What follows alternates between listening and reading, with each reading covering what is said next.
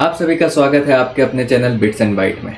और आज के इस वीडियो में हम बात करने वाले हैं डायनेमिकली टाइप स्क्रिप्टिंग लैंग्वेज और इंटरप्रेटेड लैंग्वेज किसे कहते हैं। ये हमने पिछले वीडियो से कंटिन्यूएशन है जिसमें हमने पाइथन के एक बेसिक डेफिनेशन को लिया था और उससे डिटेल में पढ़ रहे थे। तो उसी डेफिनेशन को के कुछ पार्ट बाकी हैं जिसे हम इस वीडियो में कवर करने वाले हैं। तो आइए सीखते हैं पाइथन।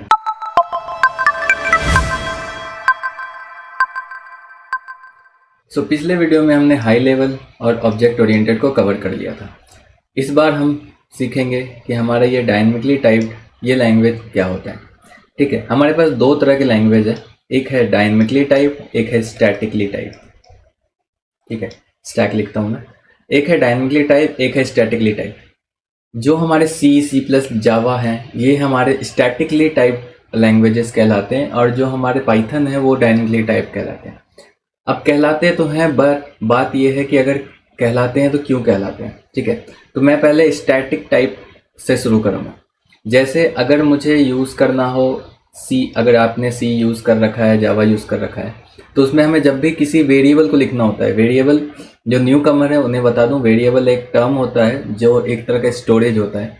सो वो हम आगे कवर करेंगे। फिलहाल आप जानो कि जब भी मुझे एक वेरिएबल को एलोकेट करना होता है किसी भी प्रोग्राम में, तो हम क्या लिखते हैं, हम सी वगैरह में लिखते हैं इंट ए। यहाँ ए क्या है, ए हमारा वेरिएबल का नाम है। ठीक है, और इंट क्या है, उसका डेटा टाइप है। अब डेटा टाइप क्या है, डेटा टाइप आप ये समझो कि मैं इसके अंदर जो भी डेटा स्टोर करने वाला हूँ, जैसे 10 अगर स्टोर करने वाला हूँ, तो ये क्या है, एक इंटीजर है। तो ये इंट जो है ये इस डेटा का टाइप बताता है। ठीक है, तो उसे हम कहते हैं डेटा टाइप। सो ये सब हम डिटेल में आगे जानेंगे। अभी बस आप डायनेमिकली टाइप समझने के लिए ये समझ लो कि मुझे जब भी सी प्लस प्लस जावा में किसी भी वेरिएबल को डिफाइन करना हो, ये ए हमारा वेरिएबल है, तो हमें उसके अंदर कौन से डेटा को स्टोर करना है वो बताना पड़ता है, जो कि यहाँ पे इंट है।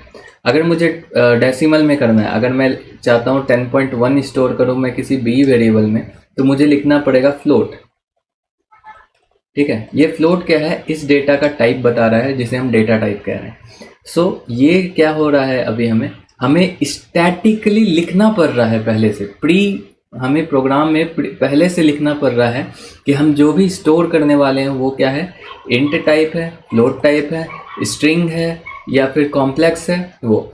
बट जब हमारा बात आता है पाइथन या जावास्क्रिप्ट के ऊपर, तो हम उसमें जो है ना डेटा टाइप को डिफाइन नहीं करते हैं। डैट मीन्स अगर हम इसी चीज़ को a = 10 लिख दें तो भी मेरा पाइथन में वर्क हो जाएगा, b = 10.1 लिख दें, ये भी हमारा पाइथन में वर्क हो जाएगा। यहाँ हम पहले से डिफाइन नहीं कर रहे कि ये कौन से डेटा टाइप है।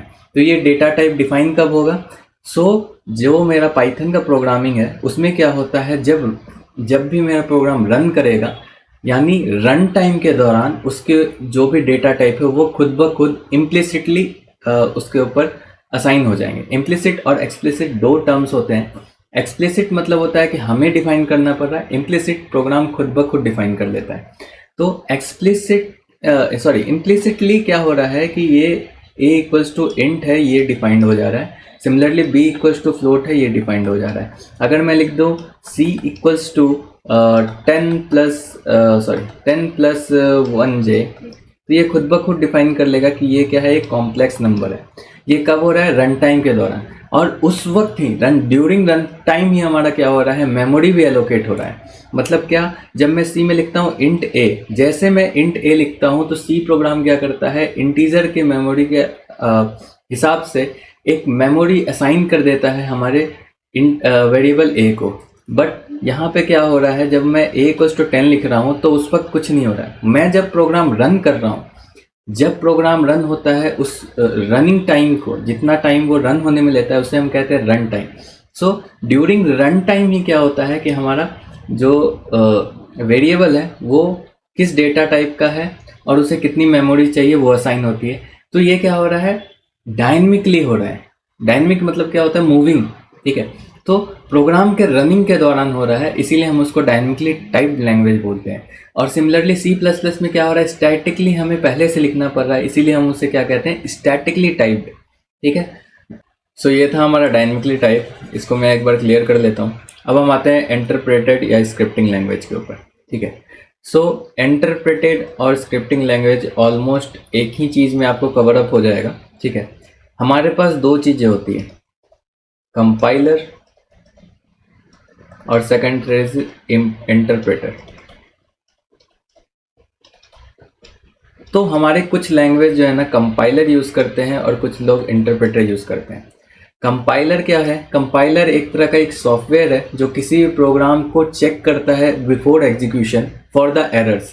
मतलब वो पहले ही चेक करता है कि जो हमने प्रोग्राम लिख रखा है क्या उसमें एरर कंटेंट करता है। अगर वो एरर कंटेंट करता है तो उसे वो रन नहीं करने देगा, ठीक है। अगर उसमें एरर नहीं है तो ही वो रन होगा इंटायर प्रोग्राम। यानी कि अगर हमने 1000 लाइन्स ऑफ कोड लिखे हैं तो वो उस पूरे कोड को चेक करेगा। अगर उस 1000 लाइन में से कोई एक भी लाइन में एरर है तो वो उस प्रोग्राम को रन नहीं करेगा। ये होता है कंपाइलर। और वो साथ ही साथ आपको बताएगा भी कि कौन से लाइन में आपका एरर है, ठीक है। सो जो हमारे सी हैं, सी प्लस प्लस और जावा, ठीक है, ये सारे क्या है, एक बेहतरीन एग्जांपल है जो कंपाइलर यूज़ करते हैं। सो जो भी प्रोग्राम हमारे कंपाइलर यूज़ करते हैं उसको हम कहते हैं कंपाइल्ड लैंग्वेजेस, ठीक है। अब ये कंपाइलर जब एरर फाइंड करता है और उस फाइंड करने के लिए जो टाइम वो यूज़ करता है उसे हम कंपाइल टाइम कहते हैं, ठीक है। आपने ये दो वर्ड सुना होगा, रन टाइम और कंपाइल टाइम। रन टाइम अभी मैंने बताया, रन करने वक्त जो भी टाइम लेगा। सिमिलरली जो कंपाइलर यूज़ करते हैं उसमें जो कंपाइल करने के टाइम जितना टाइम लगता है उसे हम कहते हैं कंपाइल टाइम, ठीक है। और जो ये प्रोसेस है उसको हम कहते हैं कंपाइलेशन, ठीक है। तो ये हो गया हमारा कंपाइलर जो कि सी और सी प्लस प्लस यूज़ करता है। कुछ प्रोग्राम हमारे जावा स्क्रिप्ट हुआ या पाइथन हुआ, ये इंटरप्रेटर यूज़ करते हैं। इंटरप्रेटर का काम क्या है? ये एक प्रोग्राम के हर एक लाइन में एरर चेक करेगा, ठीक है। अगर मैं मान लो मैंने ये 3 लाइन ऑफ कोड लिख रखा है, वो पहले चेक करेगा इसमें एरर है कि नहीं। अगर इसमें एरर नहीं है तो इसे रन कर देगा। फिर दूसरे को चेक करेगा उसमें एरर है कि नहीं। अगर उसमें एरर नहीं है तो वो रन कर देगा। अगर तीसरे में चेक किया उसे एरर मिल गया, है ना, अगर इस वाले में उसको एरर मिल गया, एरर मिलने के बाद ये इसे रन नहीं करेगा और इसके बाद के भी कोई कोड रन नहीं होंगे, ठीक है। तो इंटरप्रेटर क्या करता है, लाइन बाय लाइन जो है ना, हर एक लाइन का एरर चेक करता है। इसका मतलब क्या है, हर एक लाइन का एग्जीक्यूशन होगा, जिस लाइन पे एरर मिलेगा वहां जाके हमारा प्रोग्राम स्टॉप हो जाएगा। दोनों के अपने अपने बेनिफिट्स हैं, कंपाइलर और इंटरप्रेटर के। और जो भी लैंग्वेज हमारा लाइन बाय लाइन एग्जीक्यूट होता है उसी लैंग्वेज को हम कहते हैं स्क्रिप्टिंग लैंग्वेज। क्यों कहते हैं? क्योंकि हम कहते हैं कि ये हमने एक स्क्रिप्ट लिख रखा है कि वो जब तक हमारा स्क्रिप्ट सही है तब तक रन हो जाएगा, इसके बाद क्या हो जाएगा, वो रन नहीं करेगा। फॉर एग्जांपल अगर कोई मूवी शूट हो रही है, उसमें क्या एक स्क्रिप्ट रेडी है, तो उसमें क्या होता है कि एक स्क्रिप्ट है जो एक्टर के पास है, एक क्या है एक्ट्रेस के पास है। अगर एक्टर का हमारा स्क्रिप्ट सही गया तो उस वीडियो फुटेज को रखा जाता है। एक्ट्रेस का अगर सही नहीं गया तो उसे क्या किया जाता है, वापस से सही सुधार करके बोला जाता है कि आपके तो एक्टिंग में एरर है, तो आपको क्या करना होगा, वापस से शूट करना होगा। बट जो हमारा मेन फुटेज था एक्टर का, वो हमारा सिक्योर है। तो सिमिलरली क्या हो रहा है, जो हमारा मेन कोड है जिसमें एरर नहीं है वो सिक्योर्ड है, जिसमें एरर है उसका हमें बता दिया जाता है कि यहाँ पे एरर है। अब दोनों के अपने अपने क्या फ़ायदे हैं। अगर आपने बड़ी सी प्रोग्राम लिख रखी है जो एक दूसरे के ऊपर कम्प्लीटली डिपेंडेंट है, फॉर एग्जांपल ज़्यादातर आपने सुना होगा सी लैंग्वेज में हमारे गेमिंग लिखे जाते हैं। रीज़न क्या है, सी लैंग्वेज एक तो बहुत फास्टर है और गेम में बहुत फास्टर रिस्पॉन्स चाहिए, ठीक है। बट एक और चीज़ ये है कि उसमें कंपाइलर यूज़ होता है। मतलब थ्रू आउट द गेम हम ये नहीं चाहेंगे कि जो है ना हमारा जो है ना कहीं पे भी एरर रहे जिसके कारण पूरा गेम कोलैप्स हो जाए, है ना। सो इसीलिए हम क्या करते हैं, कंपाइलर में ही पहले चेक कर लेते हैं कि हमारा जो पूरा प्रोग्राम लिखा हुआ है वो करेक्ट है या नहीं है। करेक्ट है यानी कि सही है, फिर हमें थोड़े बहुत बग्स मिलते हैं, ठीक है। और इंटरप्रेटर में क्या होगा कि अगर यहाँ पे एग्जीक्यूशन हो गया, यहाँ एग्जीक्यूशन हो गया, तो यहाँ फेल हो जाएगा। मतलब अगर हमने गेम लिख दिया पाइथन के ऊपर तो क्या होगा कि रन कर रहा होगा, यूज़र ने कुछ गलत इनपुट दे दिया और हमारा प्रोग्राम फेल हो गया और वहाँ से जो है ना प्रोग्राम रन करना बंद हो गया। तो ये चीज़ है।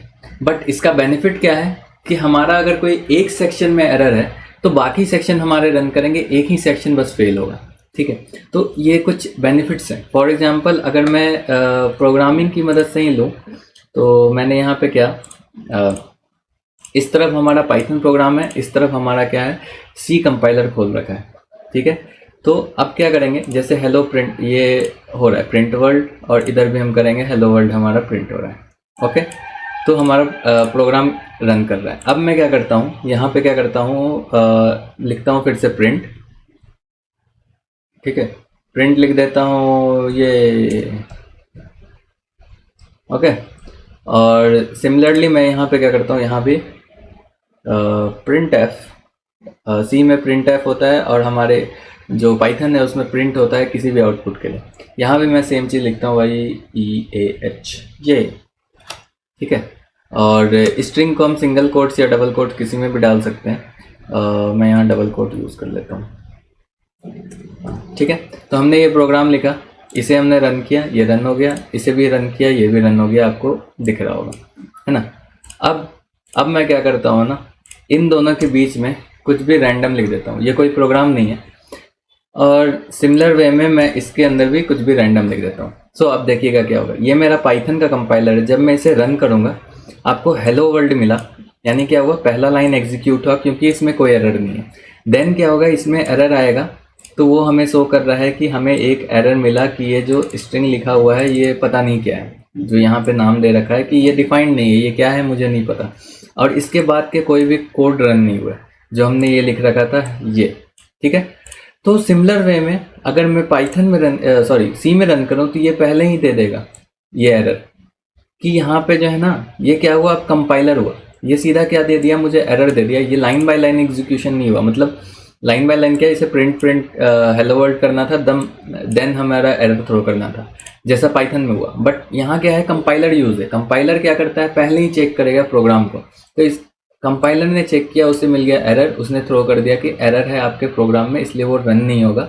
बट जो हमारा पाइथन है उसने क्या किया, पहला लाइन एग्जीक्यूट किया, दूसरे लाइन में उसे एरर मिला और वो दूसरे लाइन के बाद वो एग्जीक्यूट नहीं किया। अगर मैं इसी चीज़ को नीचे कर दूँ, है ना, और अब रन करूँ तो आपको हेलो वर्ल्ड भी मिलेगा, ये भी मिलेगा, और उसके बाद देगा कि एरर आ गया, ठीक है। तो ये इंटरप्रेटर है, ये कंपाइलर है। सो बेसिकली यही होता है इंटरप्रेटर और कंपाइलर।